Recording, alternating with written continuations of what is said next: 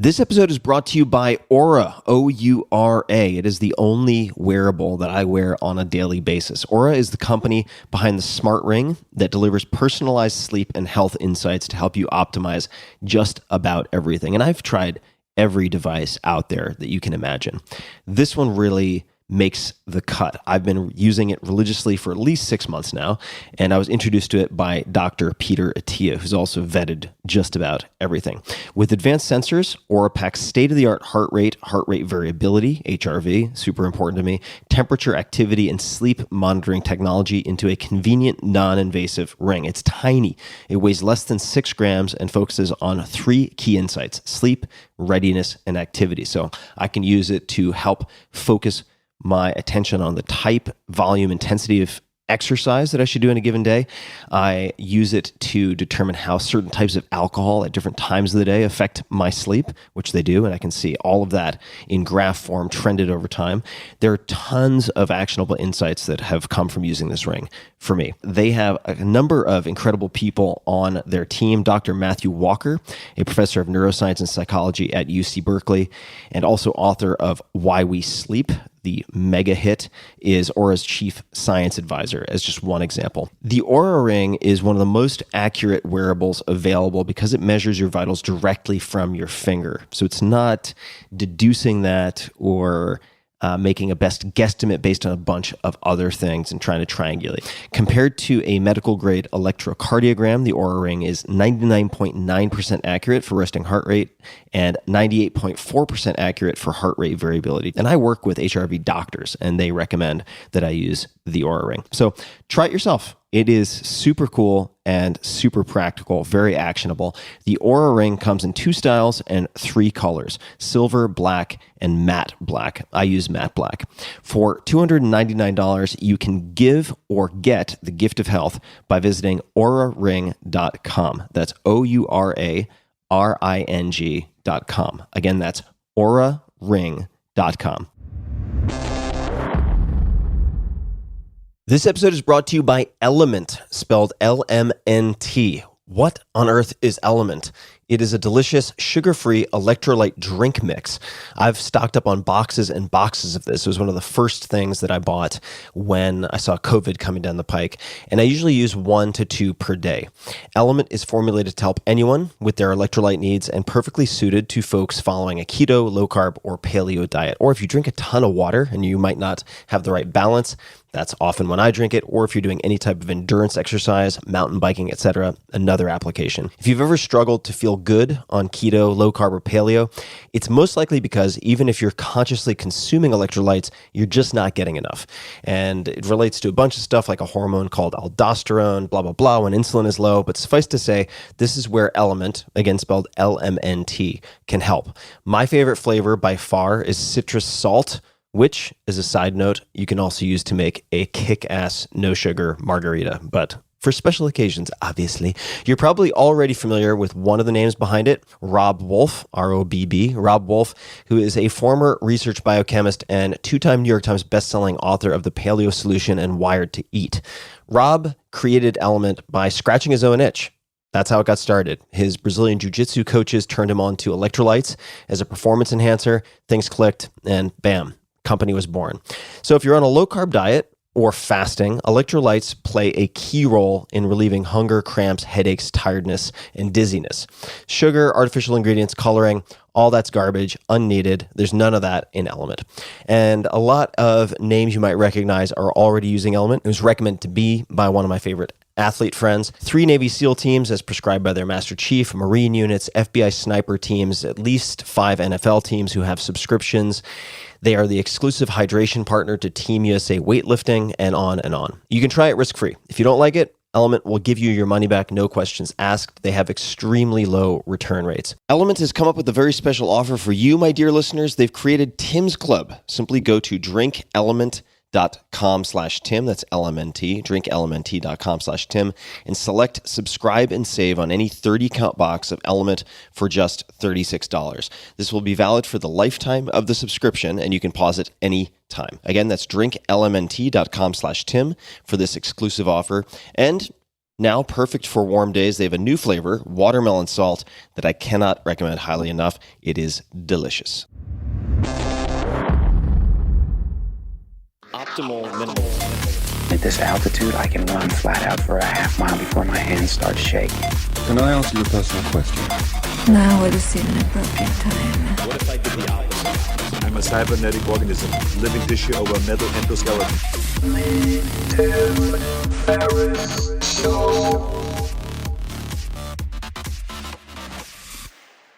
Hello, boys and girls, ladies and germs. This is Tim Ferriss, and welcome to another episode of The Tim Ferriss Show. And I'm going to keep the intro short. My guest today is Hamilton Morris. On Twitter, at Hamilton Morris. That's with 2 R's, 1 S. Hamilton is a chemist, filmmaker, and science journalist. A graduate of the New School, Hamilton conducts chemistry research at the University of the Sciences in Philadelphia. He is the writer and director of one of my favorite documentary series that you can find anywhere, Hamilton's Pharmacopoeia, Tomato, take your pick, lots of vowels at the end, in which he explores the chemistry and traditions surrounding psychoactive drugs. His research has allowed him to study psychoactive plants, fungi, and chemicals, as well as the culture or cultures that surround them in more than 30 countries, using an interdisciplinary approach that combines anthropology and chemistry. His recent republishing of a book on Bufo alvarius has, at the time of this writing, raised more than $150,000 for Parkinson's disease research. You can find him, as I mentioned, on Twitter at Hamilton Morris, Instagram at Hamilton Morris, Facebook, Hamilton Morris, and on Patreon at Patreon, patreon.com/Hamilton Morris, and the reissued pamphlet on what some of you may refer to as 5-MeO-DMT, at least derived from the Sonoran Desert Toad, can be found at www.psychedelictoadofthesonorandesert.com. Hamilton, welcome back to the show. Thank you so much for having me. And I'm looking at a summary of our first conversation, and we covered a lot. We will have no shortage of new material, but for people who didn't listen to episode 1, I'll just provide a few points that we explored quite deeply. Alexander, aka Sasha Shulgin, we spoke a lot about him. There's some news on him as well. What is the news? Did I tell you about his new book that's coming out? No. Oh, yeah. I don't even know if this has been publicly announced, but sorry to cut you off right as you were about to summarize. Please cut me off. Should I allow you to finish what you were saying? No, and then... no, you shouldn't. Okay. I guess just very briefly for anyone that doesn't know who Alexander Shulgin is, he was this brilliant medicinal chemist who was responsible for the discovery of an estimated 200 novel psychedelic compounds. And he wrote these 2 amazing books, Peak Hall and Teak Hall, that came out in the 90s.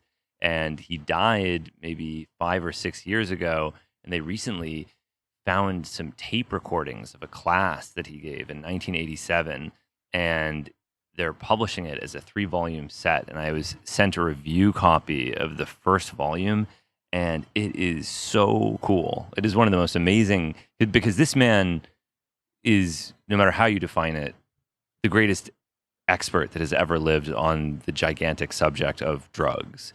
He understood the anthropology, the chemistry, the botany, the mycology, the law, the history. He understood every dimension of it and was truly a genius.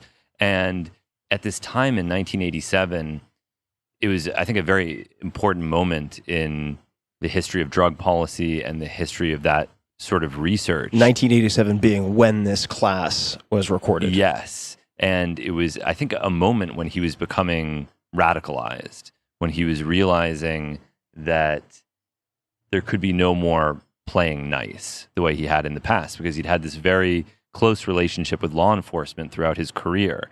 And then things were getting worse. In part, not to go back to episode 1, but in part because he'd done a lot of work for established pharma companies. Yes, yeah. He'd worked for Dow Chemical. He'd done pharmaceutical research. He'd worked with law enforcement. He'd had deep ties to the counterculture. He'd done a little bit of everything. He was friends with everyone. But during the Reagan administration, it was becoming increasingly clear that things were getting worse and worse with every passing year. There was an idea that, okay, psychedelics have to be illegal because they cause hallucinations, and that's unacceptable in our society. But MDMA is different. MDMA doesn't cause hallucinations, and it can be used therapeutically. And physicians were recognizing that in the 1980s. And then it was placed in Schedule 1. So that was the first moment, I think, where he started to think, this can't go on the way it's been going on, because they will destroy every new medicine that I create. And then on top of that, they had just passed the Federal Analog Act as well. So this was a law that exists to this day, where they said, if you're making something that we will arbitrarily define as an analog of a Schedule 1 controlled substance, we can prosecute as if it is that controlled substance. So if you are making DMT plus an arbitrary number of carbon atoms, we can just say that that is DMT and charge you accordingly.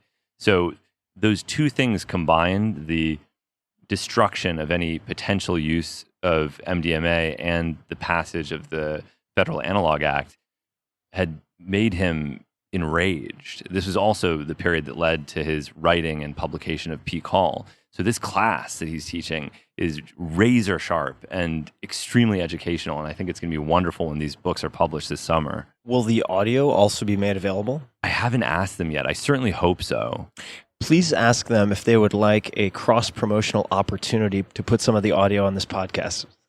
I would be very interested to help them. And so that shares a bit about Sasha Shulgin, who also, I think it was Dave Nichols.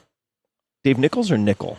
Nichols. Yeah, Dave Nichols, who is featured prominently in one of the episodes of season 3 of your television show, who had a lot of correspondence with Sasha and said that he considered him more of an alchemist than a scientist, because he was almost like an ethnobotanist, not trying to preserve a first-person objectivity. I mean, he consumed and tested many of the, if not all of the compounds that he produced, at least for tasting parties and things like that. Yes, and was proud of it. He made no secret of the fact that he consumed the compounds that he synthesized.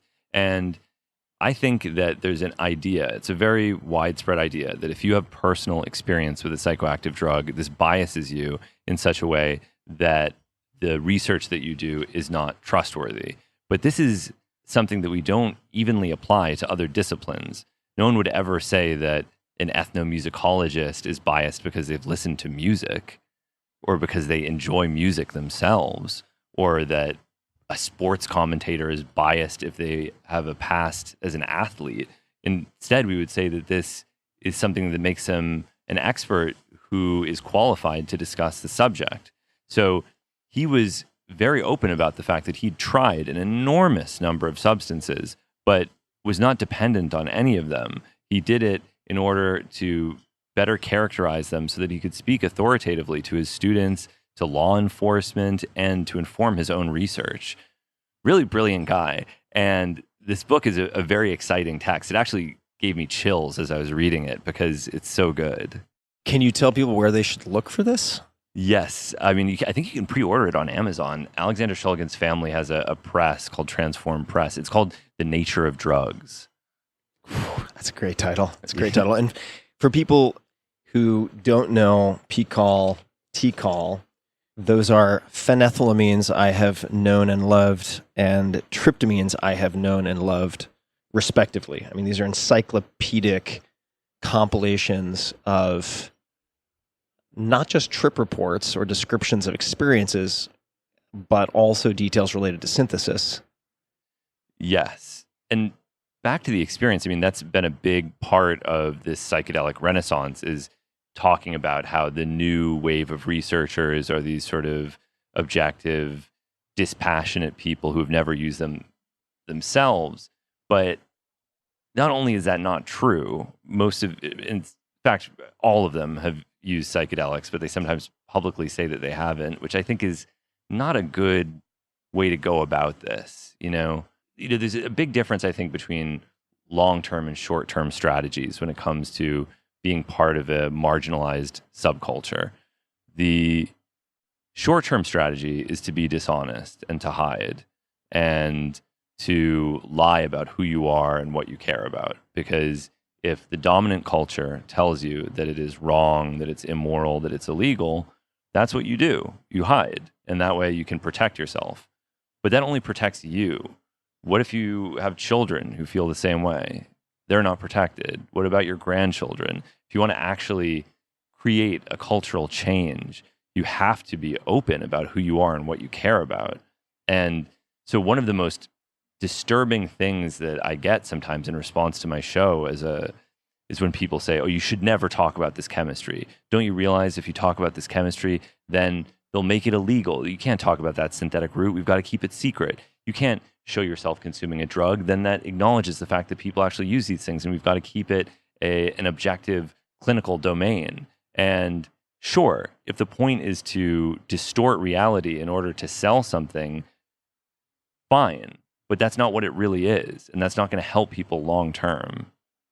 Yeah, I could not agree more. This is also part of the reason why, slightly different example, but in the process of fundraising for, say, the Psychedelic and Consciousness Research Center at Johns Hopkins, or for phase 3 studies for MDMA-assisted psychotherapy, when I was talking to potential donors, it was a prerequisite in my mind that they be willing to use their names and not donate as anonymous, and thereby reinforcing stigma that I think is largely unearned. So I wanted people to not just take a public stance, but to be proud of their involvement and to show there was some, I know these are slightly different examples, but reputational upside potential, not just reputational downside potential. And also coming back to your ethnomusicology example, we don't even apply the same standard to researchers of other drugs or compounds, right? So if you're studying opiates or you're studying morphine and you happen to have been administered morphine in the course of being a patient in a hospital, right? I don't think it is assumed that that somehow jeopardizes your scientific integrity for studying those things later. Oh, of course not. No, there's a tremendous amount of inconsistency and hypocrisy in the way these things are discussed. And I think a lot of it boils down to puritanical objections to euphoria and joy. You know, I don't think anyone would care about scientific self-experimentation with topical capsaicin or something like that. Why? Because it's not going to cause any sort of euphoria and might even cause pain, and pain is dignified. Pain is good. Pain shows that you're working hard, you're self-sacrificing. That's all right. But if you're having a good time, that's a different story. Yeah, I'm contemplating where to go next. I still have 3 pages from our last conversation. I don't think we'll make it through. Just to give a quick, disjointed recap of a few things I underlined from our previous conversation. Bullet. He realized in high school, after taking salvia, that psychedelics were misunderstood and likely had more potential than people realized. Jump forward. For those who would like to learn more about psychedelics, Neuropsychedelia. By Nicholas Langlitz. Is that correct? That's right. He's got a new book as well. Wow, so many updates. Yeah. Is it out already? It's out, yeah. What's it called? It's a meta primatology book that's not about primatology, but about primatologists. It's like the primatology of primatologists. It's really good. We will put a link in the show notes to that new book as well. So tim.blog/podcast. We will have that. We talked about your experience with your cameraman in a hotel in China with the synthetic cannabinoid UR144, which led to a, quote, fractal of uncertainty, end quote, that was very unsettling. We have covered a number of stories of the unsettling experiences one can have, or put a different way, the dangers of use of some psychedelics, or more accurately, use of psychedelics in uncontrolled or improperly supervised settings, which includes documented fatalities. So I don't want to give anyone the impression here that these compounds are without risks, because there's so many other factors that also come into play, not just the compound itself. And I have to give a disclaimer here, so excuse me, Hamilton, while I do so, but nothing we're going to talk about in this episode is intended to constitute medical advice. We are not doctors, neo-shamans, and this is all for informational purposes only. So caveat emptor, be safe out there, don't break any laws. But jumping to the next point real quick, low doses, and I want you to fact check me if I'm getting any of these recaps wrong, but low doses of drugs, including cocktails like ayahuasca can be more beneficial than the overwhelming, what do I do with this experience at high doses? And that you have had low dose experiences that helped you to see, I think in this case, quote, the nicotine gum was inside of me, end quote. So there's a long story about the nicotine in our first conversation. And we also talked a bit about Ibogaine, a bit about 2CD, and then topics that we might cover next time, which is now this time, including Oliver Sacks and Claudio Naranjo. So now, here we are in the present moment. We didn't discuss, we've already talked about Sasha Shulgin a bit, Oliver Sacks or Claudio. How do those figure into your life as influences, or how would you explain either of them, either of those figures?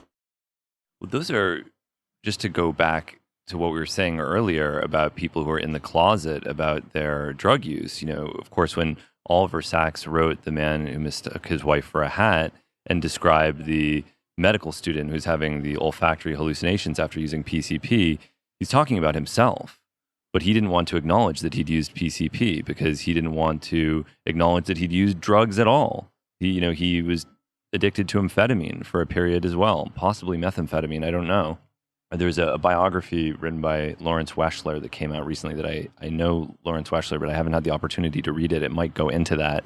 But yeah, he didn't want people to know, as did, many people.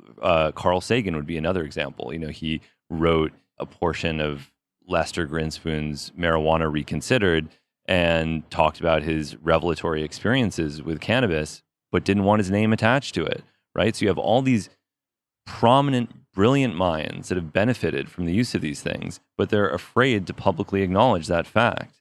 And that is, I think, damaging.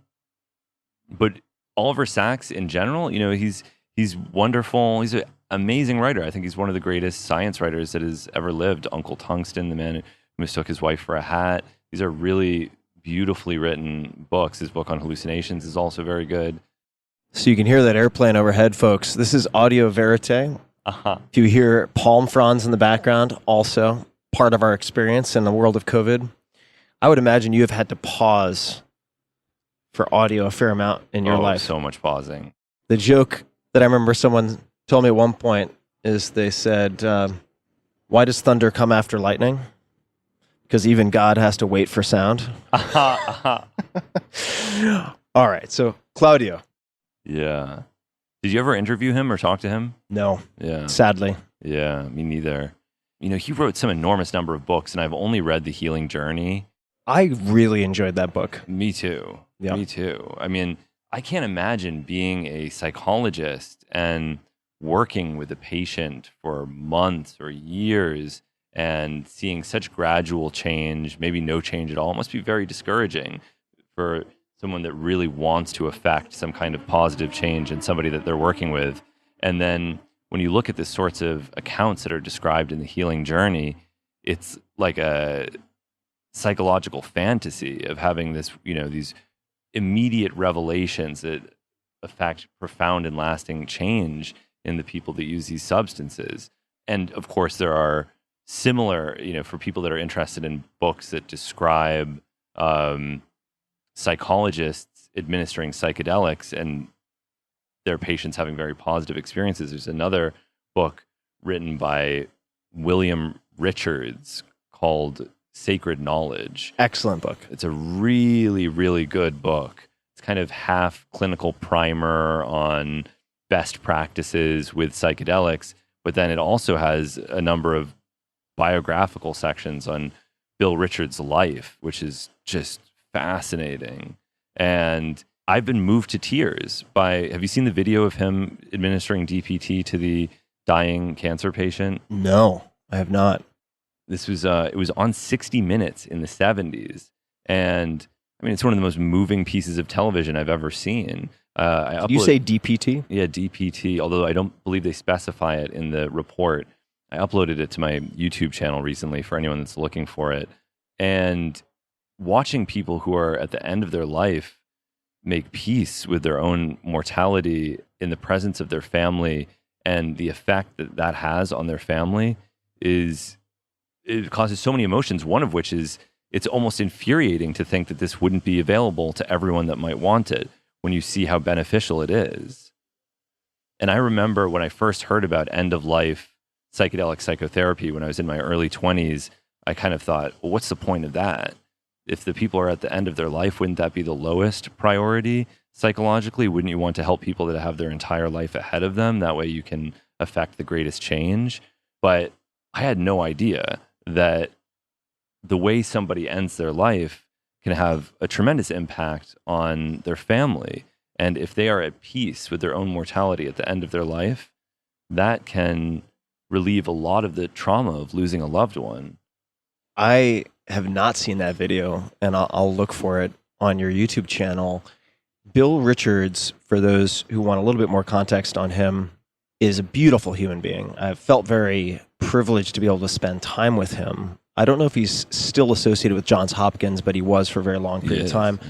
He, along with Mary Cosimano, who I want to give a nod because she's just an exceptional human and also a very experienced, I suppose therapist may not be the right term, facilitator. I don't know what term they actually use within Johns Hopkins, but she and Bill have one of the kind of larger sample sets that is in the hundreds of sessions that they have administered legally, mostly involving, I would say, psilocybin at this point, probably in the kind of 30 milligram range, something like that. But Bill is not just an excellent, from my perspective, clinician, but he also thinks very deeply about the philosophical, theological underpinnings and or implications of administering these compounds. So for all those reasons and more, I definitely recommend that people check out his book. Have you met him before?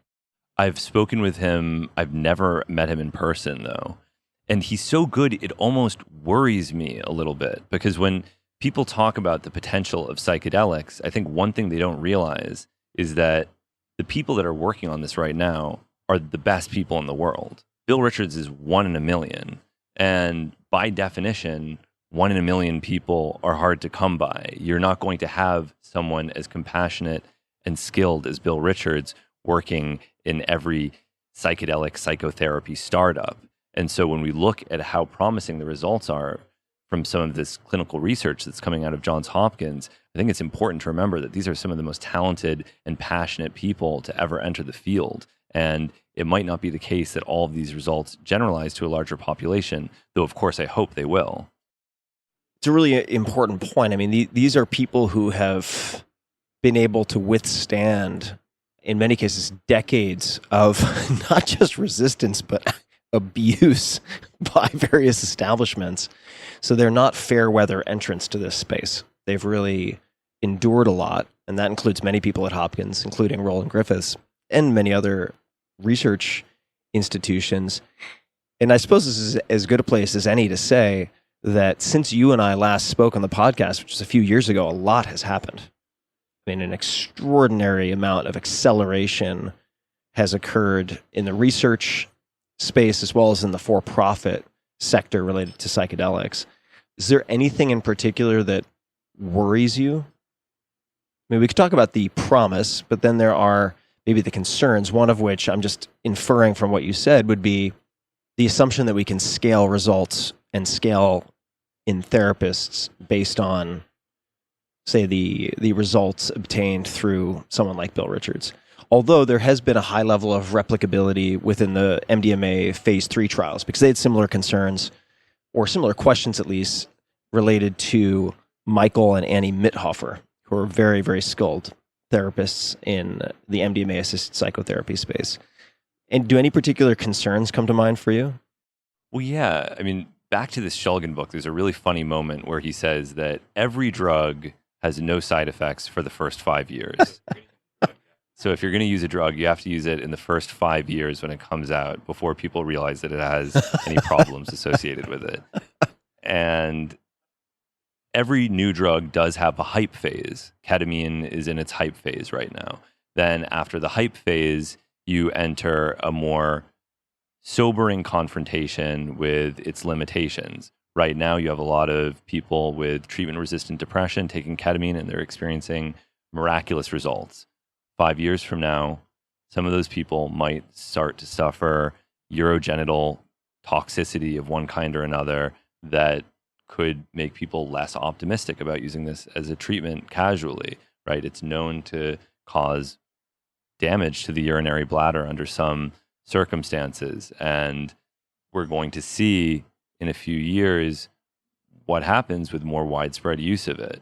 So, and cannabis is also somewhat in its hype phase, where if we're talking about cannabis as an intoxicant relative to alcohol, which sets the bar very low, in my opinion, yeah, it's great. It's not going to cause liver damage. It's not associated with overdose. It doesn't cause the same sort of physical addiction in the vast majority of instances, though, of course, some people do develop problematic relationships with it. But I predict in a few years, we're going to start to scrutinize a little bit whether or not it's a good idea to be as stoned as many people are all the time. I mean, again, I think it is certainly better than being drunk all the time. But, there's the cannabis hyperemesis disorder, which is something that wasn't discovered until relatively recently. And it seems that that's a product of new patterns of cannabis consumption. Just a quick thanks to one of our sponsors, and we'll be right back to the show. This episode is brought to you by Dry Farm Wines. I'm a wine drinker. I love it. Love a few glasses over meals with friends. That said, I hate hangovers. It kills me, often for multiple days. Right now, all of the wine in my house is from Dry Farm Wines. Also, for my last 2 book launch parties, all the wine has been from Dry Farm Wines. Why is that? Because in my personal experience, their wine means more fun with fewer headaches. Dry Farm Wines only ships wine that meet very stringent criteria. Close to sugar-free, so less than 0.15 grams per glass, lower alcohol, less than 12.5% alcohol, additive-free. There are more than 70 FDA-approved winemaking additives. The fewer, the better. In your wine, lower sulfites, organic, and produced by small family farms. All Dry Farm wines are laboratory tested for purity standards by a certified independent enologist, and all of their wines are backed by a 100% happiness promise. They will either replace or refund any wine you don't love. Last but not least, I find delicious wines I never would have found otherwise. So it's a lot of fun, saves me time and research, and I have fewer headaches. Other fans of Dry Farm wines include the incredible Dr. Dom D'Agostino, who's been on this podcast, very popular guest. You remember the guy who did a 10-day fast and then did 10 repetitions of deadlifts with 500 pounds? That guy. He drinks their wine even when on a ketogenic diet, which can work. Dry Farm Wines is offering you an extra bottle in your first box for a penny because it's alcohol. It can't be free.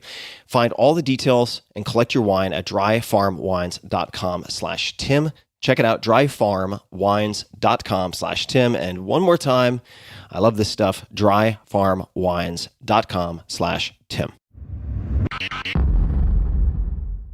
Are there any other compounds that you think are undervalued or overhyped at the moment for therapeutic purposes? So let's just say, and this could segue to your experience actually, which I'd love to hear about, Iboga or Ibogaine for opiate use disorder or opiate addiction. What is your evaluation of that? I think there's a lot of promise there. I think there's a lot of promise for pretty much all substance abuse disorders, and I predict many sorts of compulsions and addictions in general, which is something I didn't fully come to appreciate until I went to Central West Africa and participated in these Iboga rituals, which gave me a far greater appreciation of both the ritual elements and kind of the larger spirit of Iboga beyond its antagonism of the alpha-3 beta-4 nicotinic acetylcholine receptor. I think that's the first time I've personally ever heard you use spirit. I know. I as I said it, I said, "Oh, did I go there? Did I just say the word spirit? Did I say the S word?" Could you tell us more about your experience? I thought that episode of season 3. And do you say pharmacopoeia or pharmacopoeia? I ask this every time. Pharmacopoeia is correct, but I say pharmacopoeia. Pharmacopoeia. It's always the battle of, do you say, there's endless ones of these where do you look like an asshole and say kratom, or do you say kratom like an American and say it wrong? Both ways are leaving aside psilocybin and our friends across the pond. What was your experience like? Could you speak to some of the experience whether sort of phenomenologically in the drug experience or plant experience, if people prefer, or considering the ritual elements, what were some of the bits and pieces that you felt were particularly impactful? Because in that particular episode, in contrast to some episodes like the xenon gas episode, there's relatively little footage of you. Yes. In the actual ceremony. Yes. And that was very important to me. I wanted to be entirely absent from it. And I have almost complete creative control of my show within the bounds of the law. But one thing that was very problematic. That means just within the bounds of the law just refers to showcasing chemical synthesis. I mean, even then, I do pretty much everything that I want to do. But, I can't, depict myself committing a crime. I don't know that I would want to either. But the one thing that was there's a lot of pushback was showing myself.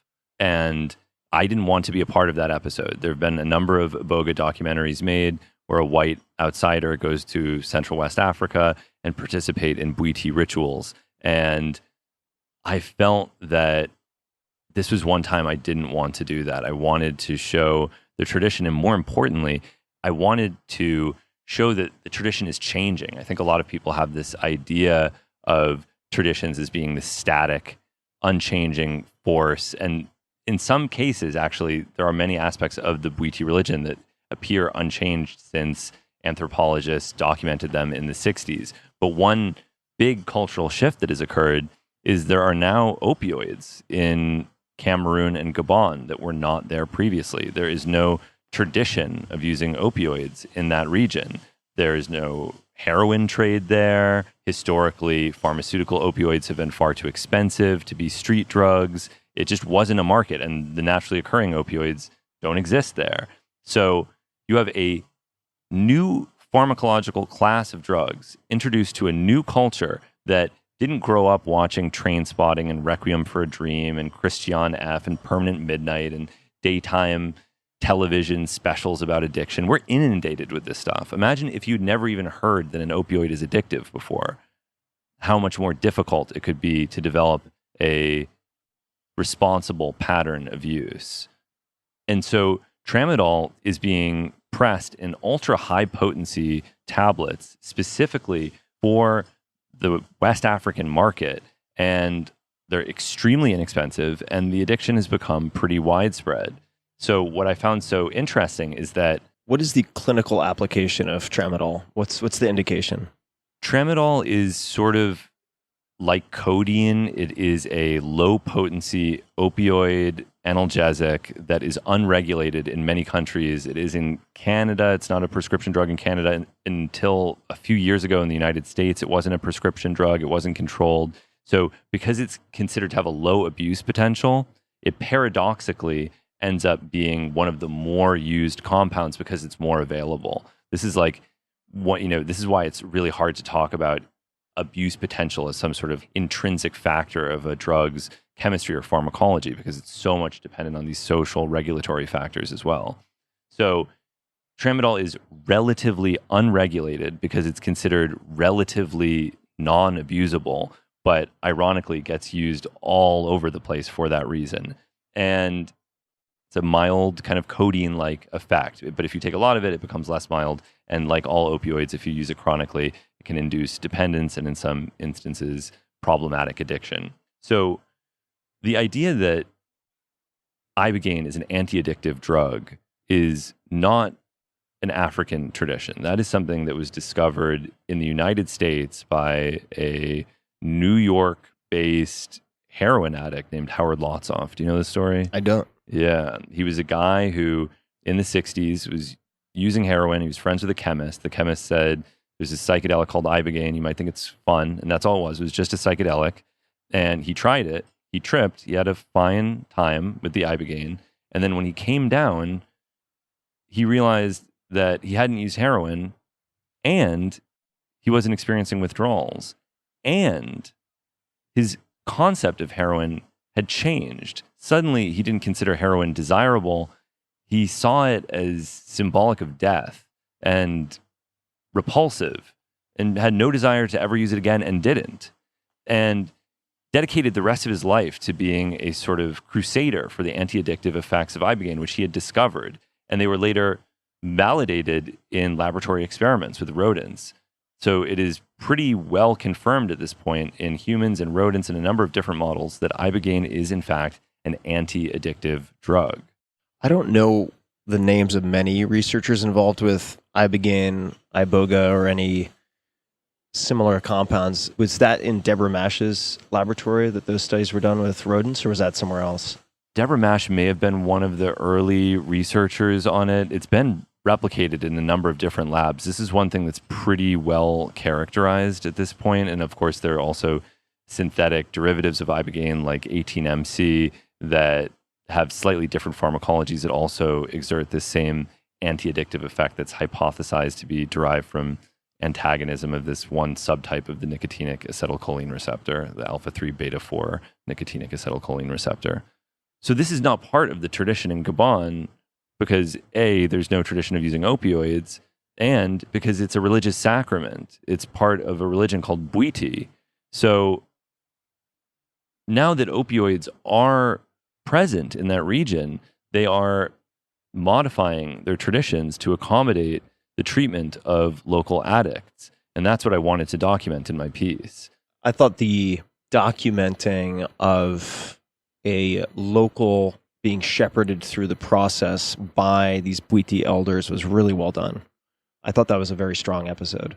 Yeah, and I think it is important that they understand that they have this amazing medicine available to them, because it always also struck me as ironic that everywhere else in the world, people are exclusively using and talking about Ibogaine as an anti-addictive drug, but the one place where there's actually a tradition of using it, where there's now a problem with tramadol, they're just now beginning to recognize that they can use their own medicine to treat people in their community.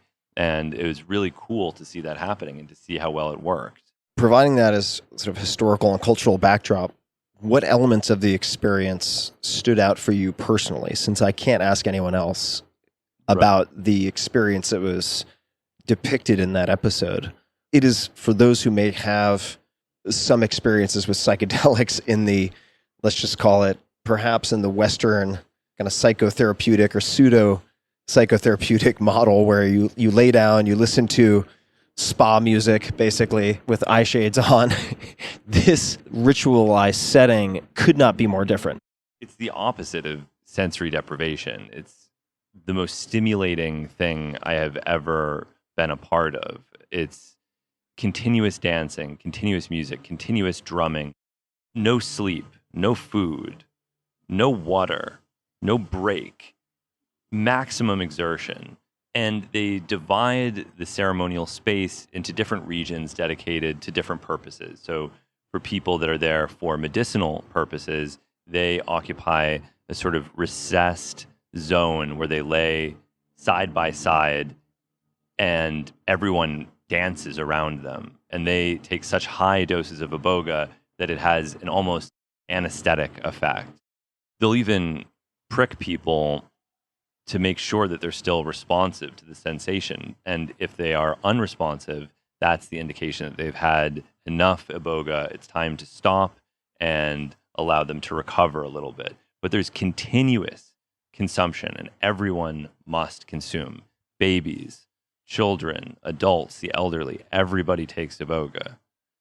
But there is a different dose for each person, depending on who they are, what they're doing in the ceremony, and what sort of treatment they're trying to receive. And then it's really very amazing. They have people that wear military outfits, and they are an army, a spiritual army, who guard the Iboga ceremony from bad spirits. And they have Iboga guns and Iboga knives that they use to prevent anyone from entering that might interfere with the healing of the participants. There's a lot of incredibly beautiful symbolism in these rituals, including burying people alive. And I had read about this, and I had always wondered if this is still something that's practiced, but they will dig a grave, and you will lay in the grave on Iboga with your face up, looking at the stars, and just your head protruding from the ground. And you spend the night in the ground to contemplate your own mortality. Now, I can't see that being integrated into our Western medical practice, but I can imagine how profound that could be, even without a psychedelic. Do they observe any cardiac complications in their tradition? I ask because my understanding is that there have been documented cardiac issues associated with perhaps not Iboga, maybe it's Ibogaine administration in places like Mexico. Do they appear to run into any health complications? I asked about that, and they told me that they were aware of people that had died using it. And so it seems that they are aware. There's no pretense that this is a medicine that can't hurt anyone under any circumstances. They're aware that it is very powerful and has to be dosed very carefully, because Ibogaine binds to something called hERG channels, and these are potassium ion channels that regulate heart rhythms. A lot of topical anesthetics bind to hERG channels, and Ibogaine actually has a mild topical anesthetic effect. So if you take high doses of it, it can cause fatal arrhythmias.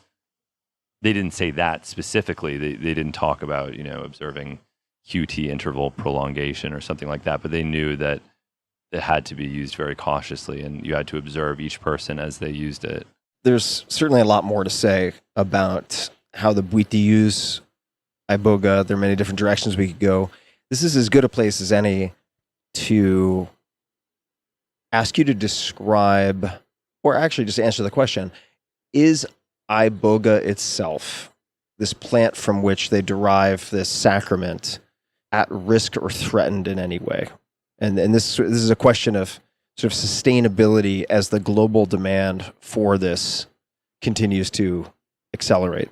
Yes. Yeah. No, I've been thinking about this a lot recently, and I was thinking that it's funny that these drug laws were ostensibly drafted to protect us from drugs, but may have actually had the only benefit of protecting drugs from us. And now that more and more people are recognizing the benefit of these substances, there is going to be a tremendous burden on the natural reserves of things like Iboga, ayahuasca, Bufo alvarius, venom, not to mention the even more unusual things that are out there. And for anyone that does recognize the benefits of these things, it's very important to take sustainability seriously, because medicinal plants, and especially medicinal animals, are widely documented to be destroyed when they are integrated into a popular medical practice. It doesn't even need to exert a therapeutic effect. Rhinoceros horn, pangolin scale, these are things that have no pharmacological effect whatsoever. Although pangolin scales were reputed to contain tramadol at one point, but they absolutely do not. But that's all it takes, is someone to say something like that, and before you know it, pangolins are severely threatened, or even worse, human intervention with some of these animals can cause the transmission of viruses, cause pandemics. I mean, there's a lot of reasons to be very careful about the way that you interact with animals in medical practices, unless it's absolutely necessary to do so. And I feel conflicted about Iboga, because on one hand, I want so much to sing its praises and talk about the tremendous benefit that I think it had for me, even using it just this one time. But I know that when people hear that and understand that, the natural response is going to be, well, I want to try that myself. And an Iboga tree has to be about 5 years old before you can even begin to harvest the roots. There's talk about sustainable harvesting, where you only cut off half the roots and leave the rest of the shrub alive. I certainly never observed that in Gabon. Every time I saw anyone harvesting roots, they would kill the entire tree. There's talk about different types of sort of hydroponic growth or hairy root culture that can be done to increase the yield. It could also be grown on a larger scale. I did see some people that had small Iboga farms in both Cameroon and Gabon. It's possible, but there has to be a strong incentive, and the consumer has to be willing to pay the price to know that what they're consuming has been responsibly sourced. So you know that I recently wrote and published a blog post on considering a more ethical menu. The piece was targeted at psychedelic users or people who use compounds that often overlap with psychedelic use or administration, like combo. Yeah. And discussing some of the telescoping potential ramifications of these things becoming 10 times more popular, 100 times more popular, 1,000 times more popular, which is not outside the realm of imagination or possibilities. Not at all. Actually, very easily could be the case. And there are a lot of points that I tried to describe or make in this piece, and people can find it at tim.blog/conservation. It's kicked up quite a lot of discussion and also blowback, because some of my recommendations hit a lot of people directly in the wallet who are providers of various things. If we grab one example, let's just take Bufo alvarius and 5-MeO-DMT as an example. How contained is the ecological impact of synthesizing versus procuring it from these toads? I mean, this is a fairly, I suppose, easy example. And this is maybe a good example to start with, because others become maybe a bit more complex to talk about, in the sense that if we're talking about MDMA, people can point to deforestation in Cambodia, or they can look at the dumping of various chemicals used in producing MDMA in Holland and so on, and in other locations. But how should people think of synthetics and environmental impact? Is there a way to minimize the impact in the case of, say, 5-MeO-DMT? Oh, absolutely. Absolutely, yeah. A lot of the examples that you just gave are interesting because they're completely true. Yes, there's deforestation in Cambodia to extract saffron from these trees. But that doesn't need to be a source of saffron. That's a product of the black market. That's just because it can be done that way. You can make saffron any number of other ways. You can make MDMA from black pepper. You can make it from catechol. You can make it from just endless different petroleum products, whatever. It's a relatively simple molecule. There's hundreds of ways that it conceivably could be made that don't involve the destruction of old growth trees in Cambodia. The only situation where that is a necessity is where MDMA is a Schedule I controlled substance and the manufacture and distribution of it is controlled by the black market and it's completely unregulated. It's sort of like when people say, well, how could you possibly do cocaine? You're supporting the cartels. And I understand the point, but the issue isn't doing cocaine. The issue is the prohibition of cocaine that makes it a black market commodity that has to be sold by cartels. It could just as easily be a regulated market like anything else, like aspirin. So I think that there's a lot of misplaced moralism in some of these areas. And synthesis does not have to involve destruction of the environment at all. 5-MeO-DMT especially, because you can make 5-MeO-DMT from melatonin. And melatonin, I think, is produced microbially. At least, a lot of amino acids are produced microbially, or there's, such an enormous industry for the production of amino acids like tryptophan, and that they've figured out ways to produce those on an enormous scale with minimal ecological repercussions. So you can take 100 grams of melatonin and convert that to about 100 grams of 5-MeO-DMT, which is the equivalent of milking thousands and thousands and thousands of toads. And so the question is, why not do that? Well, one reason is that there's a sort of vitalist, animist interest in the fact that it comes from a toad, which I understand. I actually think that's really interesting myself. I don't want to discount that entirely. And so then the issue is, how can we make synthetic materials have the same value as something that is derived from nature?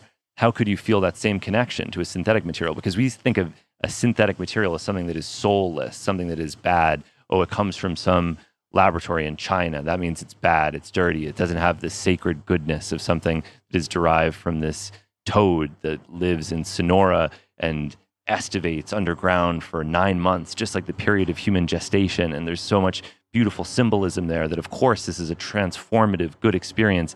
how could you find that same beautiful symbolism in a synthetic compound? Well, what if you knew that the compound was synthesized by someone who cared, who did it lovingly, who was very dedicated to purity? I mean, you hear stories of Nick Sand clutching the flask of LSD as he synthesizes it and trying to project love into the molecule itself. You can do this to a synthetic compound if you want, and you can confer those same sorts of positive associations. You can have animist, essentialist attachments to anything if you want, if you choose. And that's what I think is so funny when people say, how dare you say there's no difference between synthetic and natural? That's actually not what I'm saying. I do believe that there is a difference, but I think we have control over that difference. I think that difference is a product of the value system that we have, and we could just as easily shift it if we wanted to. Furthermore, I would say, and this is also what I wrote in that piece at one point, is even if we assume that some of these animal or plant-derived options are 20% superior in whatever sense to a synthetic, I would find it hypocritical to inflict ecological damage or encourage increasing levels of ecological damage in the name of pursuing one's own healing if other tools may be adequate. And for that reason, also, if we're just looking at this from a historical and cultural perspective, I think lots of people, and I'm not to malign this, but they want to kind of put a stamp for every plant or animal experience into their psychedelic passport. And I understand the drive. I'm a novelty seeker. I get it. But it's hard to find, I would say impossible to find any single indigenous culture that has used the entire pantheon of psychedelics. It's just not something that we see demonstrated by these traditions that are venerated by the very same people who would then reject a synthetic. Let me ask a question before I lose the thread. For those people who might synthesize, because I watch footage, whether it's in your show or I do reading, and I hear about the dumping of solvents and other things after illicit manufacture of different compounds. What would your advice be to someone who is synthesizing anything in terms of minimizing how to dispose of their waste or otherwise to minimize damage? Are there any considerations? And I'm asking this as a non-chemist. I've never synthesized anything. Right. It completely depends on what chemicals you're using, because there are many things that are relatively innocuous. You could be using alcohol as a solvent, and then you could just evaporate it into the air, and it's just alcohol. It doesn't matter. Or sodium borohydride might form various borate salts that are innocuous, and then you can do whatever you want with them. You can probably put them in your garden if you want. And other times you might be working with mercury salts that are deadly poisons. And in that case, it is your responsibility not to introduce them into the environment where they could hurt someone or enter the groundwater. And again, this is why having a regulated system is ideal, because you don't have to depend on the good intentions of every single person that's making these sort of things. You can leave it up to people that are professionally invested in doing the right thing. That said, for every story that you hear about clandestine chemists dumping solvents and waste material into the environment, there are actually a good number of people who are aware of that stereotype who go far out of their way not to be like that. Casey Hardison, who's a sort of controversial LSD chemist who many people now have some problems with, but one of the things that he was most proud of was that in his entire LSD lab, all of the waste could be put in one trash can. That he was extremely aware of, I'm doing something that society says is wrong, so I'm going to go above and beyond to do it as well as I possibly can so that no one can accuse me of having damaged the environment in the process of creating this chemical. And I've known a number of other chemists who have the same attitude, who actually, not only do they do the right thing, they almost take neurotic pride in never doing any harm to the environment with their synthesis. And there's a whole subclass of chemistry called green chemistry that is dedicated to finding the most environmentally friendly way of producing a given chemical or a given reaction. If someone, let's just say, ends up with their garbage can of waste, I don't know if this is something we can talk about, but hypothetically, how would they dispose of that in a responsible way? And I know it depends on the chemicals involved, but let's just say some of them are toxic, while minimally identifying themselves as someone who is engaged in illegal behavior. Does that make sense? I think of course. It's a really good question. And again, I hate to keep saying this again and again, but it comes down to one of the problems when something is illegal is you could be somebody that genuinely wants to do the right thing. I've got a little bit of mercury waste. I don't want to just pour this down the drain. I want to do the right thing and give it to a hazardous waste disposal company. But I'm afraid that in doing so, I will incriminate myself and end up in prison. And so I don't want to risk it. This is another attitude that you find. And in those cases, I don't know how to advise people. I would say that before you get involved in anything like that, make sure that you have a plan for absolutely everything. I'm not suggesting that people indiscriminately start synthesizing these compounds. That's not what I'm saying. I'm saying that synthesis is an alternative to harvesting them from the natural world for chemists that are trained and want to do so. I do have a sort of utopian vision where more people are involved in chemistry because I actually think that one of the best ways to reduce problematic relationships with drugs is to have people make their own drugs and grow their own plants. And I think the same is also true of food, by the way. I think if more people grew their own food and prepare their own food, they'd have much, much healthier diets. No one would be eating gummy worms. There would be a lot less obesity. And it's because we are detached from the process of manufacturing a lot of the things that sustain our life. And if people grew their own mushrooms, I think that they would have a much better experience with those mushrooms because they would know everything that went into producing them. I think the same is true of cannabis. I think the same is true of mescaline-containing cacti. And I think, although this is where it enters a slightly idealistic and unrealistic territory, I think that it's also true of synthetic drugs as well. If you spent a year figuring out how to make MDMA and how to dispose of the waste effectively, there's no way that you would abuse it by the time you were done. You'd have so much respect for what you had created and the work that went into creating it that you would have to take it seriously. So to recap, just for the benefit of this podcast, with the assumption that most people are not going to read the piece that I wrote, even though I'll plug it again, it's nothing for sale there.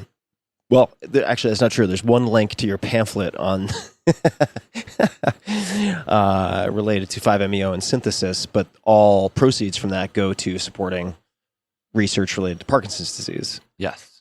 So people can read this at tim.blog/conservation, but a few options in terms of lessening damage. And I say this, I should say, because we're talking a lot about synthetics, as someone who's very fond, extremely fond of whole plant derived or fungi derived psychedelics, whether they be psilocybe mushrooms or ayahuasca, which is a combination of the Banisteriopsis caapi vine and most commonly the chacruna or Psychordria viridis shrub, the leaves thereof. I've derived incredible therapeutic value from these things.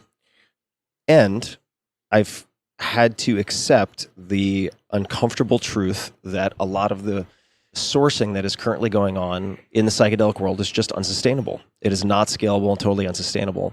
I'll offer a few alternatives. For people who may be interested in peyote, I would say please do not use peyote. Reserve that for indigenous use. Consider, like you mentioned, other mescaline-containing cacti. San Pedro regenerates much more quickly. Combo, I would say just don't do it. Most civilizations have survived and thrived and developed deep spiritual practices without using toads of any type, psychedelic animals. So I would argue that you do not need to either, or you shouldn't until you have exhausted all other options. The Sonoran desert toad, Bufo alvarius, we talked about synthesis options that have, the yield is pretty incredible. Oh, yes. This is the other thing, is if you believe in this medicine and you want people to have access to it, this is the way to actually make it available. There's no comparison to toads in terms of how much can be produced this way. This is how to actually get it out there. And there hasn't been a lot of research published on how toad populations have been altered by their recent popularity. But I think it's very telling. If somebody is selling a product and they say it's great, you have to really scrutinize the claim. But if someone has everything to gain and they're telling you that they're doing something bad not to do it, you have to listen very carefully. So people that were making their living harvesting toad venom were telling me this is not sustainable. The populations are dwindling. And they had every reason to lie about that. They could have just as easily said, don't worry about it. There's so many, they're probably just hibernating. But they did not say that. They said that there needs to be an alternative available to people. And I actually see it as a source of inspiration. If you care about these things, then you can show your admiration by studying them and trying to recreate them synthetically to better understand them. I think that there's a tribute to nature in all natural product chemistry where you're recognizing this amazing feat of enzymatic synthesis that was conducted by a plant or an animal, and you're saying, all right, that's a great challenge. I'm going to see if I can do it as well. I'm going to see if I can do it. And if there's more in the venom, although I don't actually think that there is all that much that is contributing, why not try that out as well? You can synthesize bufotenine. You can synthesize serotonin O-sulfate if you want. You can synthesize any of these compounds and try them in different combinations and let that be a challenge and a way of showing your admiration to the toad. Let's stay on 5-MeO-DMT for a little bit longer. Specifically the toad-derived, quote-unquote toad, as it's often referred to. And I want to preface the question that I'm going to ask, because it's going to upset people, by saying I am in love with many of the traditions related to sacred plants in Central and South America. I've spent a lot of time in both places. I've read libraries full of books and have tremendous respect for these indigenous cultures and traditions. That said, let me ask the question, how much evidence is there to support that there is a long history of indigenous use of the Sonoran desert toad? As far as I can tell, there's absolutely no history whatsoever. Yeah. And it's a complicated point that I tried to make in my piece, and I think I ended up confusing a lot of people, because the history is that there was an anthropologist named Jeanette Runquist who had found a Cherokee midden pile that contained a lot of toads and had concluded, I think maybe even partially on the basis of some work Alexander Shulgin had done and her correspondence with Shulgin, that it was maybe possible that they were using it as a psychoactive drug, which was a compelling hypothesis and it's worthy of consideration. But subsequent investigations have shown that those toads could not have been Bufo alvarius, which is the only species that produces 5-MeO-DMT, and that there's really almost no way that it was any psychoactive toad, and that there's very strong evidence that they were using the toads as food.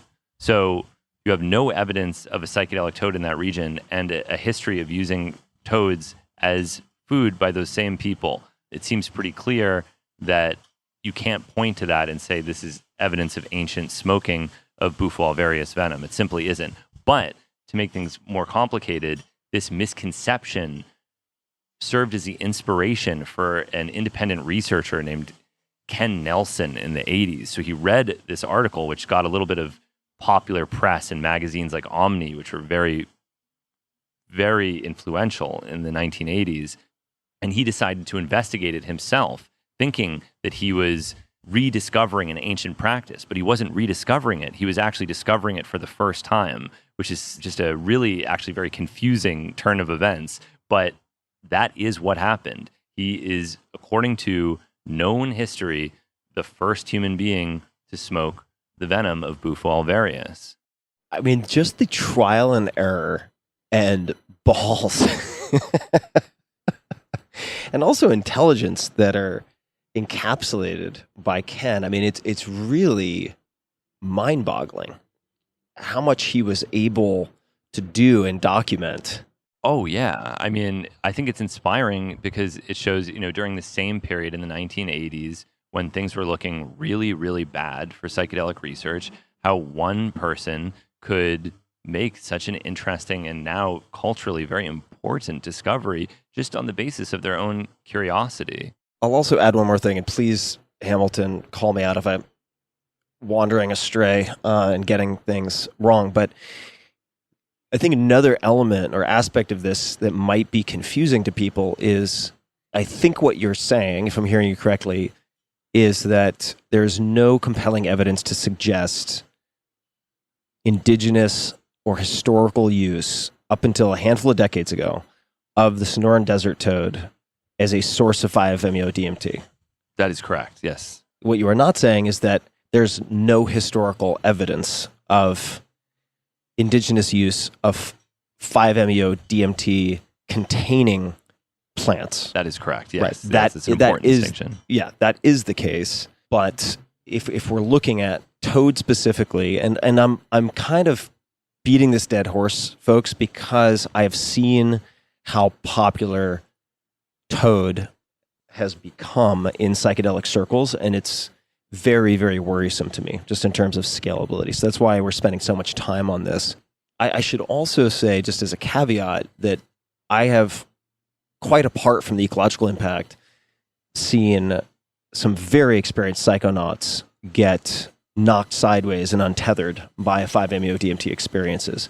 Not to say that that is always going to be the case, but at least anecdotally, among the circles that I know well, it has been alarming how many examples there are of people getting destabilized by their experiences. I don't know if you have any thoughts on that. Oh, yes. I mean, I think one of the unfortunate things about 5-MeO-DMT is its name.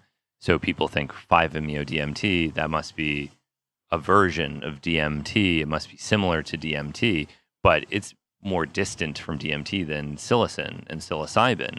You know, it's a pharmacologically and chemically and experientially, crucially, different compound. It's so different that I don't even think the word psychedelic really fully captures what it is and what it does. It's operating on a level that is different from any other psychedelic. And I'm not just talking about its potency. There's something else going on. Doesn't cause visual hallucinations for most people. It dissociates you entirely from your environment. You become largely unresponsive at high doses, almost as if you've taken an anesthetic. And it can produce very violent physical reactions for people as well. It's really like a near-death experience more than what people think of when they think of a psychedelic experience. For all of those reasons and more, folks, please consider other options or a synthetic route with respect to toad. In the new season, not to go from like horror to horror, you explored xenon gas. Yes. So I think this is a useful place to talk about not necessarily risks of compounds, but risks that can exist external to the compound or even the dose of a compound itself. So we were texting about this a few days ago, but can you provide a little bit of background on why you have a gas in the most recent season, what some of its effects are, and then talk about what you observed in this clinic that scared the living shit out of me. Yes, yeah. So for those that aren't aware of xenon, it is an element. It's on the periodic table of elements in a column called the noble gases. It's on the rightmost side, and at the top you have helium, which everyone is familiar with, then neon, which again everyone is familiar with, then argon, which maybe a few less people are familiar with, then krypton, and then xenon. Xenon is the heaviest noble gas that is not radioactive. Then you have radon, which is unstable. And if you've heard of xenon, you probably only know about it in the context of lighting. It's used in car headlights and projector lights and things like that. And it's very, very rare in our atmosphere. It's 0.0000087% of Earth's atmosphere. So there's a little tiny bit in every breath that you take, but in order to concentrate enough of it to fill a tank, you need to distill millions of liters of air. You have to compress it and cool it down to a liquid and then fractionally distill off the nitrogen and the oxygen. And finally, after you've removed all the other gases, you're left with a small xenon fraction, which is why it's so expensive. A single breath of xenon costs somewhere in the range of $60. And that's unfortunate because for anesthesiologists that have examined xenon clinically, they've concluded that it has a number of attributes that make it essentially the perfect anesthetic. It is not metabolized in any way. It can be recycled indefinitely. It's extremely potent, more potent than nitrous oxide.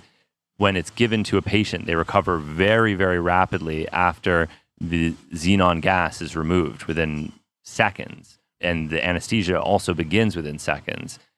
And it has no known toxicity. So it is arguably the perfect anesthetic and maybe even the perfect drug. It's incredibly, incredibly euphoric.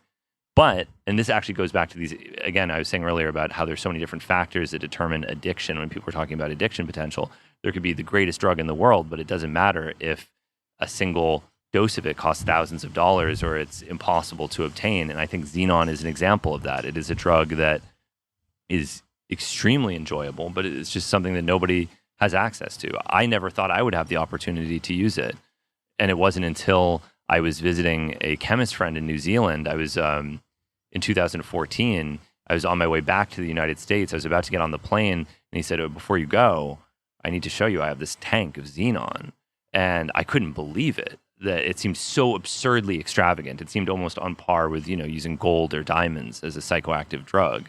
And I had that opportunity to inhale one balloon full of xenon, and it was a cherished memory of this, one absurd, extravagant encounter with xenon gas, which is a source of fascination for anyone that cares about the periodic table. Now, when you say balloon, it was a balloon of sorts. May or may not have been a condom. So you talk about this perfect drug. I think you're talking about it as a perfect drug from the standpoint of euphoria.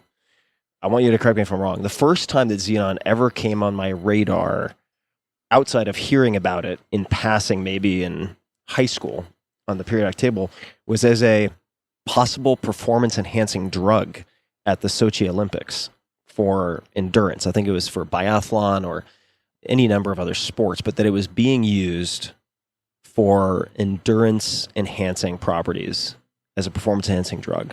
I don't know if there's any real plausible mechanism to explain that, but what are the medical uses of xenon outside of inducing euphoria?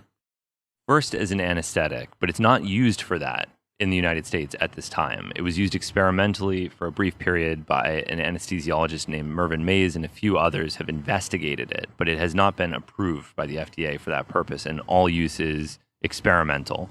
There is a pharmaceutical company called Nobilis that's trying to develop and release a xenon inhaler for PTSD. They actually sent me a prototype of it, which is the first time I've heard of a psychoactive drug inhaler for treatment of a psychological disorder. Very interesting idea. I don't know if it will ever come to market, but it was really cool to see somebody looking into that. In terms of performance enhancing, I think that it's basically working as a sort of oxygen deprivation type intervention where, in addition to the anesthetic euphoriant effects that conceivably could allow an athlete to get a little extra workout in. I mean, this is, I think, among elite Olympic type athletes, it would be far too expensive to use under any sort of normal training. And that was about it. I had this one experience. I wrote it up as a fun novelty that I would never get to do again. And then somebody wrote to me and they said, I was just in the sauna at the gym and some guy said that he's owns a xenon clinic. What's the deal with that? And I thought, well, I don't know what the deal is with that. I've never heard of a xenon clinic. And I said, could you get me this guy's phone number and could I talk to him? And he said, I'll do what I can. He sends me his phone number. We start talking. In the English language, there's almost nothing about this. This is all happening in Russia, the Czech Republic, India as well, apparently. But if you look online, at least before I released my episode, there was almost nothing about xenon as a psychoactive drug. But these clinics are opening up where they give people xenon as a therapy for a variety of different ailments. And so I went and spent some time at one of these clinics, and it was a fascinating and somewhat frightening experience. It was one of the most surreal, I would say, maybe that's the word, surreal 20 or 30 minutes of television I've ever seen. I won't ruin the surprise, but there's xenon gas, there's operatic singing, there are breatharians, in other words, people who claim to survive on prana alone without eating food, which ends up being particularly relevant when we get to the horror story that I hope you'll share. It's and also the bizarreness of hearing how deep your voice becomes. Oh, yes. On xenon. Yes. It's really funny. It's also funny. There's a number of videos on YouTube of people inhaling xenon exclusively for the purpose of altering the sound of their voice. I think this is another example of this sort of puritanical attitude that people have. So if you inhale xenon gas to change the sound of your voice for a YouTube video, that's totally fine. I upload a video of myself inhaling xenon gas. My voice is changed, but like everyone else, I get high. The only difference is in the other videos, they want to change their voice. The highness is incidental. In my video, I want to get high and the voice change is incidental. But in my case, the video is demonetized. You bacchanalian hedonist. But I think that it is sort of emblematic of the way these things are carried out in our culture. Two people can inhale the exact same gas, but if you're doing it with the intention of feeling euphoria, that's unacceptable. But if you're doing it to playfully alter the sound of your voice, then sure, that's fine. We can advertise with that. Since I've been dragging this out with foreshadowing, what was the horror story? Okay, the horror story, yes. So in order to do the work that I do, I've had to cultivate a very non-judgmental attitude. And I often get messages from people saying, how could you have possibly let this person say this? Or how could you have talked to this or that sort of person? But I think the best strategy, if you're trying to learn from someone else, is just to listen and to not judge them. And I've never been the sort of person that wants to catch people looking their worst. I always want to give people the opportunity to be shown the way they want to be seen. And I certainly did not go to this clinic with the intention of making anyone look bad. The novelty of xenon being used as a therapy was more than enough for me. And if people had had a perfectly good time and everyone had benefited, that would have been the episode. There was footage of people having positive experiences. Yes, my experience was extremely positive. But over the time that I was there, it became clear that there were some risks associated with this xenon therapy. They were giving it to children. That I don't think is inherently bad, but it does raise the bar in terms of medical supervision. A lot of the research that has been done in the use of xenon as an anesthetic has actually been done on neonates. So it's not as if there's something inherently bad about giving this to children, or in that case, infants. But you want to make sure that there's someone with training, at least as an anesthetist, who is available should anything go wrong. Then there was the issue with people potentially developing a problematic relationship, some sort of dependence. And again, you would never hear xenon discussed as an addictive drug because most people don't have a tank of xenon. They could never hope to become addicted to xenon. But I think for some of these people who are working with it continuously, they may have developed a slightly problematic relationship with it. And I even heard a rumor that is unconfirmed, so maybe I shouldn't say it, but I heard a rumor that there was another xenon clinic operator in the Czech Republic who died as well. So this is an occupational hazard. The same thing is true of nitrous oxide. It's a problem in dentistry that dentists and dental hygienists develop addiction to nitrous oxide because they have tanks of it available, and it's very easy after a stressful day to sit down in the dentist chair and unwind for a few hours. I spoke with one dentist who, had pretty much lost everything because he told me that he wasn't addicted to nitrous oxide and he wasn't addicted to Prince, but he was addicted to the combination of listening to Prince on nitrous oxide. Dangerous cocktail. So For your professional future. yes, so that's something to avoid. So the other thing, of course, is that when you're administering an anesthetic, somebody is, by definition, unconscious. And if they vomit while they are unconscious, it can very easily be fatal if they inhale any of their vomit. So you have people laying on their backs who haven't fasted, which is standard before. In this clinic, you mean? Fasting was not. It was not standard, yes. But required. it should, before the administration of a general anesthetic, someone should always fast. Because if you vomit while you're unconscious, it can be fatal. So they were not asking anybody to fast. This, ironically, breatharian, someone who claims to never consume food, started to vomit while they were unconscious, while wearing this mask, which is quadruple strapped to the face in order to prevent any leakage of the precious xenon gas. And it was absolutely terrifying. And that was a moment where I realized, I don't want to make anyone look bad. That's not what I got into this to do. But I also don't want to hide bad things that I observe, because you can very easily hurt people that way as well. And it was a kind of difficult moment of realizing that there was something potentially dangerous going on, and I had to acknowledge it. The final thing that was not captured on film and was not part of the episode, because again, xenon is so precious, it has to be recycled. When it's recycled, it's passed through a closed loop that contains calcium hydroxide, which scrubs the CO2. I wanted to film a time lapse of this color change indicator in these calcium hydroxide beads changing just to show the passage of time. So I asked a producer that I was working with to just inhale into the calcium hydroxide repeatedly so I could film this color change reaction. And he's doing that. I'm filming the time lapse. I go into another room to film something else. When I come back, someone who's working at the clinic said, why don't we just give him some xenon as well? He's here, he's sitting. And I said, it's very expensive. You don't have to do that. He said, oh no, I insist that we give him some xenon. And I said, okay, well, it's very generous of you. And the producer wanted to try the xenon. And so he hooked him up to the xenon, and I left again. And then when I came back 20 minutes later, not only was this producer unconscious under the influence of xenon, the proprietor of the clinic was using xenon himself and was also unconscious and wasn't watching him. He couldn't wait to use it himself.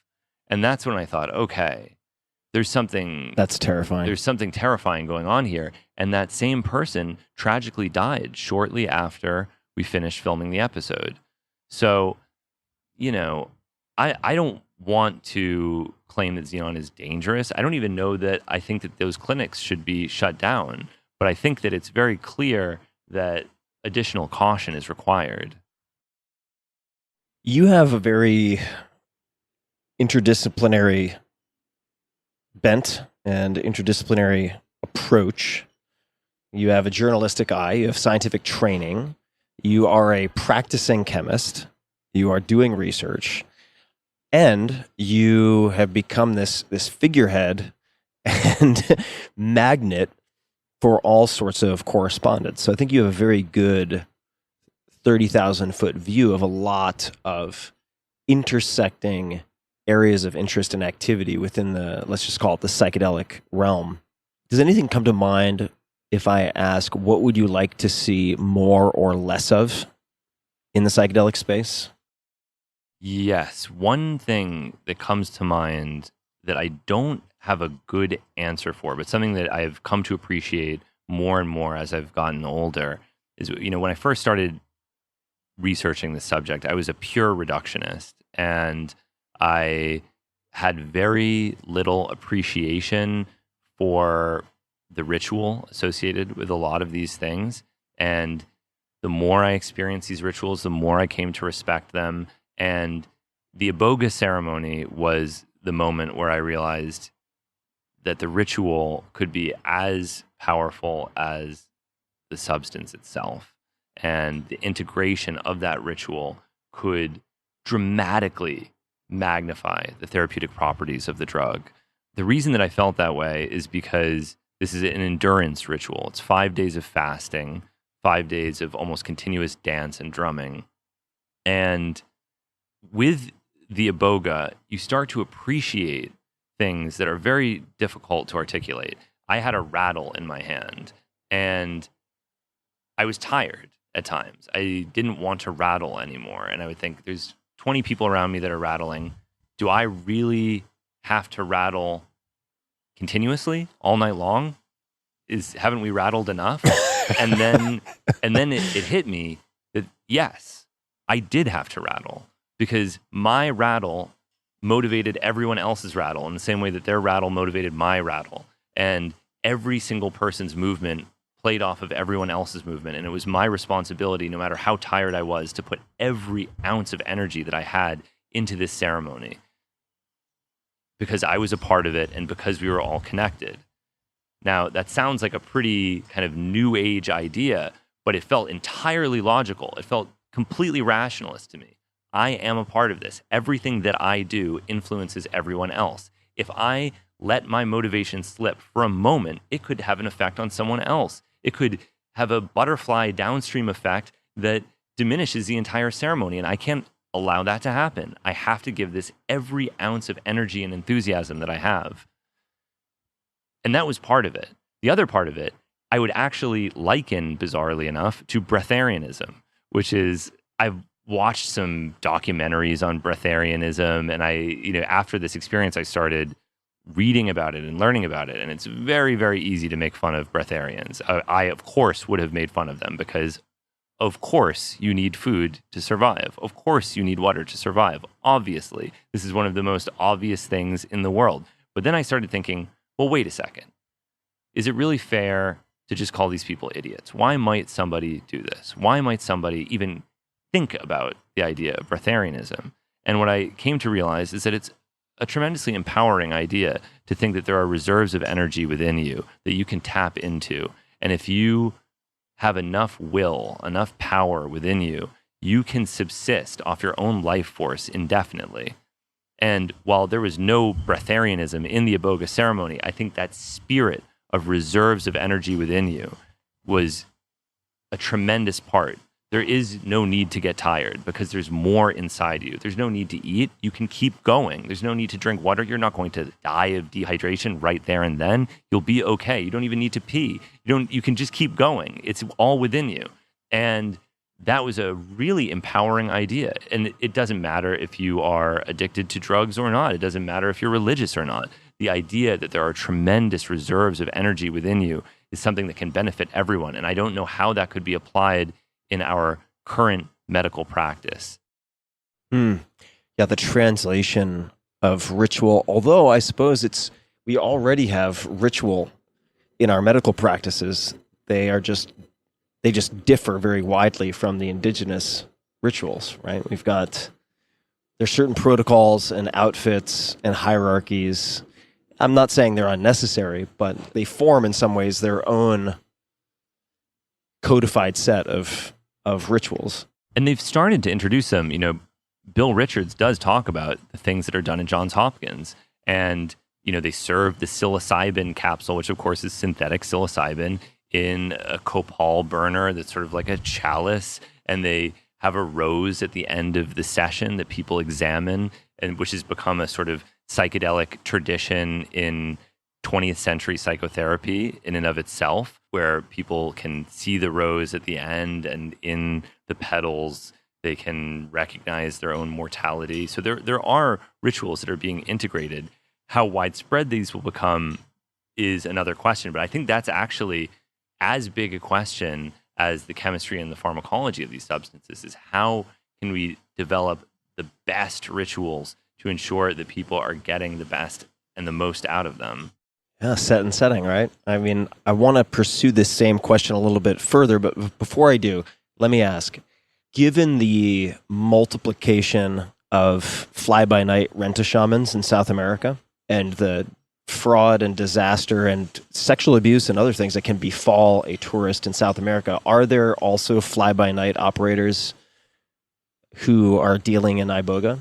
Oh, I'm sure. And by the way, I am not saying this to make any sort of claim like you have to have a traditional Bwiti Iboga ceremony. That's not what I'm saying at all. I'm really just trying to appreciate the power of some of these traditions And I actually think that they can paradoxically be disempowering as well. If you think that you need someone else to give you this experience, that you have no intuitive understanding of your own psychology, that you need someone else to explain life to you, that's a problem as well.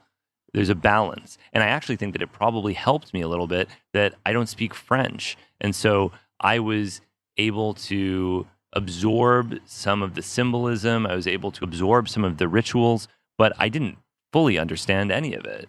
And I learned what I could. I had a translator. I asked questions, but it would be a huge mistake to say that I fully understood their rituals.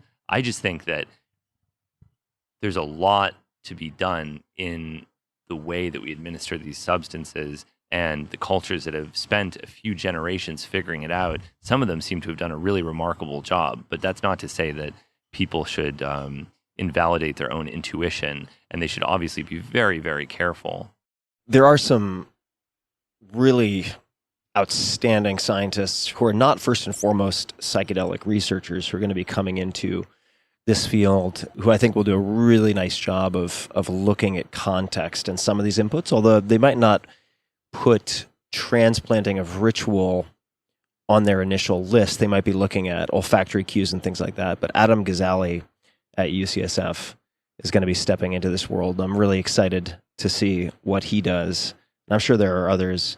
Let's talk about the ritual a little bit further. So I may get a little far from shore with the initial question, which was, what would you like to see more or less of? We can just bookmark that. I think it's important to also note, which you already described in part with this changing of Bwiti ceremony to address this new problem of, say, tramadol addiction or addiction that they're experiencing in their society or surrounding societies, that these traditions and rituals are not static in the sense that one shouldn't feel that in order to have the one and only authentic ayahuasca ceremony, they need to go find a certain person from a certain tribe because the real thing has been frozen in the amber has been frozen in the amber in a certain village in South America. That is to say that people have been mixing and matching all along. So if you look at the traditional ayahuasca, and by traditional, I mean pre-Spanish Inquisition, kind of pre-mestizo tradition ayahuasca ceremonies, very often it was only the ayahuasquero, only the shaman, although they wouldn't call themselves that, who would drink for purposes of diagnosis or divination or whatever the purpose might be, prophecy.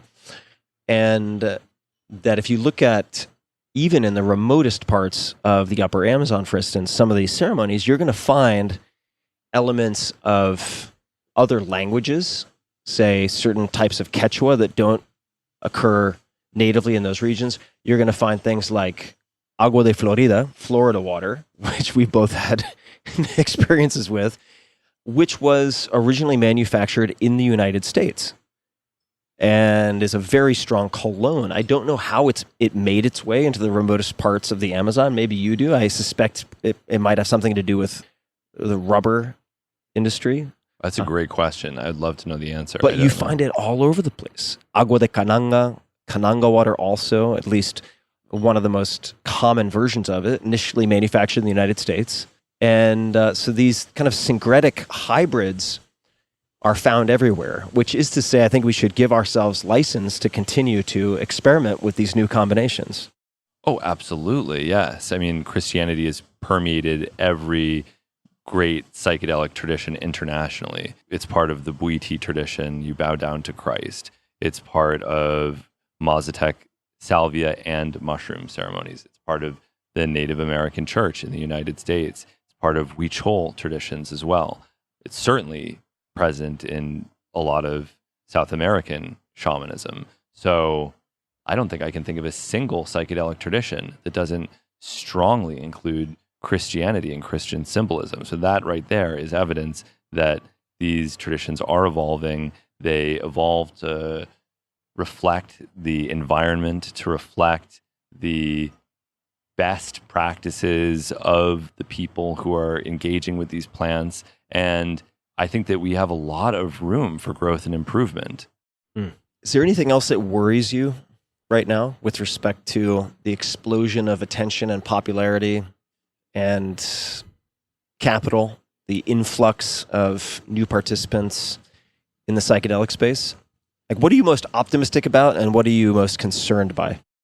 I'm very concerned by the hype phase that we talked about, that there's a lot of people that are interested in the money, and that's okay. I don't think there's anything wrong with money, and I don't think there's anything wrong from wanting to sell or profit from psychedelics. But it's definitely a problem if that interferes with people's appreciation of them, if they start behaving in corrupt or unethical ways. And journalists right now love to write positive stories about psychedelics because the pendulum of novelty has swung in the direction of describing psychedelics as something new and good, and it's fashionable to talk about how prohibition is a mistake and these psychedelics are valuable medicines, and look at all these people at Johns Hopkins University, they just did this or that, so that's the big new thing. Well, what happens when that gets a little bit old? And what happens when, I don't know, someone has a bad experience? Maybe a celebrity has a bad experience and they decide that mushrooms caused their psychosis. And then what? And we start writing stories about that. Maybe we went too far. Maybe someone has some kind of problem. I mean, historically, that is the way these things go. They become very popular. Then Art Linkletter's daughter jumps out a window, or someone decides that Timothy Leary is crazy and he's emblematic of the problems with psychedelics, and that becomes the story. So I just hope that everyone will be responsible in their use and will recognize that it is up to them to ensure that the mistakes of the past aren't repeated. What books? There's a long list. I've seen your library. You have a lot of books related to psychedelics. If you could assign required reading for anyone involved with psychedelics, whether using, administering, pursuing them in the form of a business, I know that's very, very broad, but are there any books that stand out to you? Well, P-Call and T-Call are the two that I would say read those first. And thankfully, they're long enough that I think if people actually took my advice and read them, by the time they got to the end, they wouldn't need advice on further book recommendations. But those are the big ones. You know, with Iboga and Bwiti religion, there's a very rare book that you can find PDFs of online by UChicago anthropologist whose last name is Fernandez. I'm trying to remember his first name. It's called Bwiti. That's the name of the book, published in the 60s or early 70s. That's a great text. That's pretty much all that's out there in English. Most of the Bwiti literature is in French, unfortunately. When it comes to psilocybin mushrooms, obviously there's Terence McKenna and Paul Stamets that have contributed really interesting books on the subject, depending on whether you're interested in cultivation or mushrooms in general. For mescaline-containing cacti, Douglas Sharon wrote a beautiful book called The Wizard of the Four Winds that goes into Peruvian cactus shamanism that I recommend. I could recommend a lot of books. They might be a little bit on the technical side for the average reader. I mean, there's a lot. It really depends on what you want to learn about. In some of these areas, there's less literature. There aren't many books that I would recommend on 5-MeO-DMT and Bufo alvarius, and this is very self-serving, I'm aware, with the exception of this book that I am republishing right now. It's the original book. It's maybe 10 pages long, something like that, 15 pages long. It's very short, but I think that it tells you everything that you need to know about Bufo alvarius, written by the man who discovered that the venom could be smoked, Ken Nelson. And then I expanded it a little bit to include some historical background. The whole thing is 30 pages long. It's a booklet. Very, very short. But I think it's good, and I think that the other books that are not scientific texts, like there's a UTexas monograph called Evolution in the Genus Bufo, but that's chemical analysis. I mean, it's great if you're a scientist who's interested in Bufo alvarius, but in terms of a larger appreciation of 5-MeO-DMT, I mean, you have other books, but they tend to be a little bit more in the New Age vein. There's a lot of garbage out there. Yeah. On all of these things that we're discussing. What is the URL again for the pamphlet? Yes, that is www.psychedelictoadofthesonorandesert.com. I wish I'd just gotten Psychedelic Toad. But... Well, Hamilton, we've covered a lot of ground, and we could go for another 5 hours, but maybe we'll save a little in reserve for our next round. I don't think there will be, even if I exhausted myself, I think we would still have lots of material. It's about to get really interesting. I think there's going to be a lot to talk about in the coming years. Oh, I think so too. I think there's going to be an absolute cyclone of activity and also conflict, intellectual property being one of kind of the flagpoles that I'm going to watch very closely, and innovation. I mean, a lot of novel psychedelics being pursued by many for-profit companies, bigger and bigger players coming into the space, lots of research centers being established at various universities. And I'm thrilled that this appears to be a field that is more and more viable as a career path for researchers and scientists. Yes, me too. Is there anything else that you'd like to say to my audience, request of my audience, a haiku that you'd like to read, anything at all? No, it's just great talking to you. Yeah, you too, man. It's good to see you. Yes. And special thanks to the Red Baron, who did many flybys in our audio verite conversation here in downtown Austin. And for everybody listening, we will put show notes at tim.blog/podcast with links to everything that we've discussed.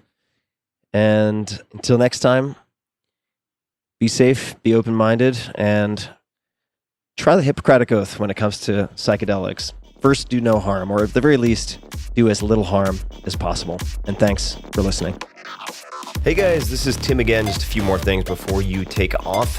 Number one, this is 5 Bullet Friday. Do you want to get a short email from me? Would you enjoy getting a short email from me every Friday that provides a little morsel of fun before the weekend? And 5 Bullet Friday is a very short email where I share the coolest things I've found or that I've been pondering over the week. That could include favorite new albums that I've discovered. It could include gizmos and gadgets and all sorts of weird shit that I've somehow dug up in the world of the esoteric as I do.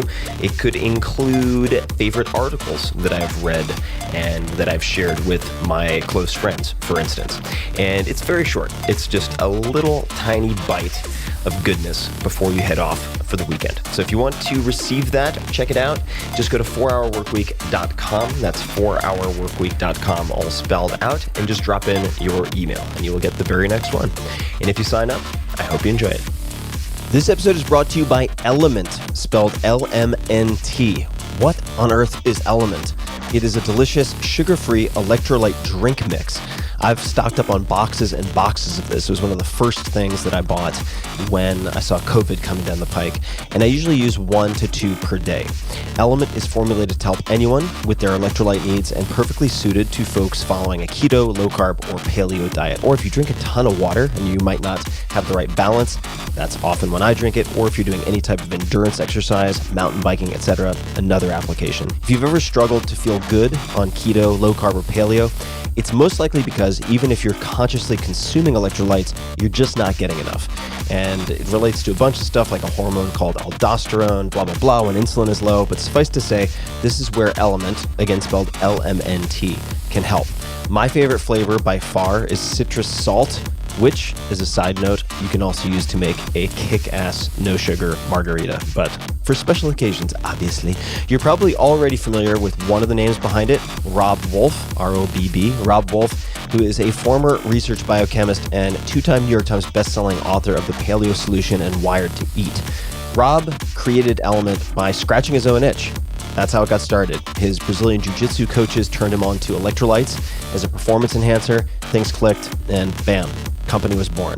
So if you're on a low-carb diet or fasting, electrolytes play a key role in relieving hunger, cramps, headaches, tiredness, and dizziness. Sugar, artificial ingredients, coloring, all that's garbage, unneeded. There's none of that in Element. And a lot of names you might recognize are already using Element. It was recommended to be by one of my favorite athlete friends. 3 Navy SEAL teams as prescribed by their Master Chief, Marine units, FBI sniper teams, at least 5 NFL teams who have subscriptions. They are the exclusive hydration partner to Team USA weightlifting, and on and on. You can try it risk-free. If you don't like it, Element will give you your money back, no questions asked. They have extremely low return rates. Element has come up with a very special offer for you, my dear listeners. They've created Tim's Club. Simply go to drinkelement.com/Tim. That's LMNT, drinkelement.com/Tim, and select subscribe and save on any 30-count box of Element for just $36. This will be valid for the lifetime of the subscription, and you can pause it any time. Again, that's drinkelement.com/Tim for this exclusive offer. And now, perfect for warm days, they have a new flavor, watermelon salt, that I cannot recommend highly enough. It is delicious. This episode is brought to you by Oura, O-U-R-A. It is the only wearable that I wear on a daily basis. Oura is the company behind the smart ring that delivers personalized sleep and health insights to help you optimize just about everything. And I've tried every device out there that you can imagine. This one really makes the cut. I've been using it religiously for at least 6 months now, and I was introduced to it by Dr. Peter Attia, who's also vetted just about everything. With advanced sensors, Oura packs state-of-the-art heart rate variability, HRV, super important to me, temperature, activity, and sleep monitoring technology into a convenient, non-invasive ring. It's tiny. It weighs less than 6 grams and focuses on 3 key insights: sleep, readiness, and activity. So I can use it to help focus my attention on the type, volume, intensity of exercise that I should do in a given day. I use it to determine how certain types of alcohol at different times of the day affect my sleep, which they do, and I can see all of that in graph form trended over time. There are tons of actionable insights that have come from using this ring for me. They have a number of incredible people on their team. Dr. Matthew Walker, a professor of neuroscience and psychology at UC Berkeley, and also author of Why We Sleep, the mega hit, is Oura's chief science advisor, as just one example. The Oura Ring is one of the most accurate wearables available because it measures your vitals directly from your finger. So it's not deducing that or making a best guesstimate based on a bunch of other things and trying to triangulate. Compared to a medical grade electrocardiogram, the Oura Ring is 99.9% accurate for resting heart rate and 98.4% accurate for heart rate variability. And I work with HRV doctors, and they recommend that I use the Oura Ring. So try it yourself. It is super cool and super practical, very actionable. The Oura Ring comes in 2 styles and 3 colors: silver, black, and matte black. I use matte black. For $299, you can give or get the gift of health by visiting auraring.com. That's OURARING.com. Again, that's auraring.com.